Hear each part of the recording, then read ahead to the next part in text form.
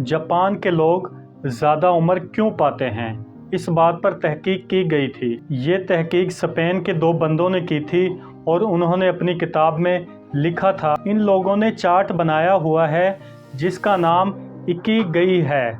इकिगई का मतलब इक्की यानी लिव यानी ज़िंदा रहना, हम किस तरह अपनी ज़िंदगी गुजारते हैं, और गई से मुराद उन्होंने लिया है कि रीज़न, वजह क्या है, जीने की वजह क्या है। ये तहकीक जापान के एक छोटे से जजीरे उगेमी में की गई थी। इस पर पूरी किताब लिखी गई थी। इकिगई के चार्ट पर इन्होंने 10 असूल लिखे हुए हैं जिन पर वो अमल करते हैं और एक बहुत लंबी ज़िंदगी जीते हैं।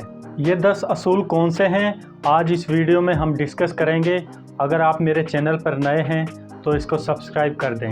पहले असूल के मुताबिक जापानी लोग एक्टिव रहते हैं, यानी हर टाइम सरगर्म रहते हैं और वो अपना काम खुद करते हैं। उन्होंने अपनी ज़िंदगी का मकसद बनाया होता है जिस पर वो लाजमन अमल पैरा होते हैं, और ये लोग ऐसा काम करते हैं जिसकी वजह से दूसरों को भी फ़ायदा होता है। जापानीज़ का दूसरा असूल है कि ये लोग आहिस्ता चलते हैं, ज़्यादा तेज़ नहीं चलते।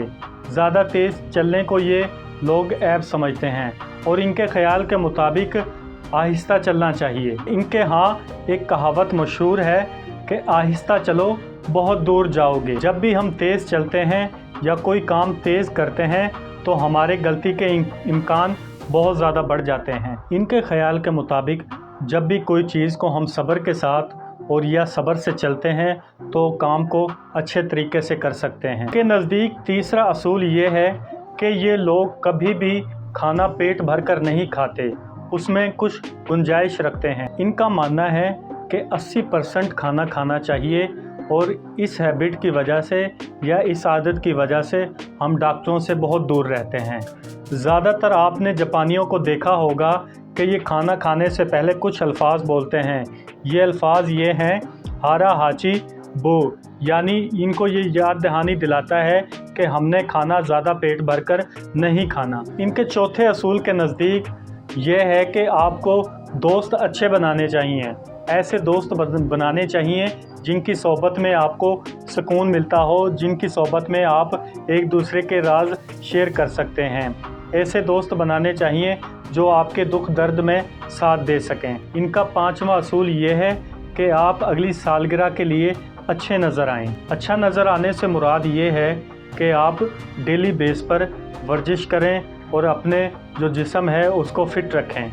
छठा असूल ये है कि हमें हर टाइम मुस्कुराना चाहिए। मुस्कुराने की वजह से हमारा जिस्म तंदुरुस्त रहता है और हमें डिप्रेशन का शिकार भी नहीं होना पड़ता।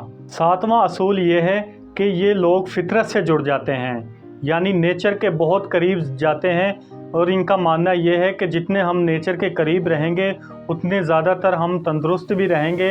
नज़दीक 8वां असूल ये है कि ये लोग थोड़े पर भी शुक्र अदा करते हैं।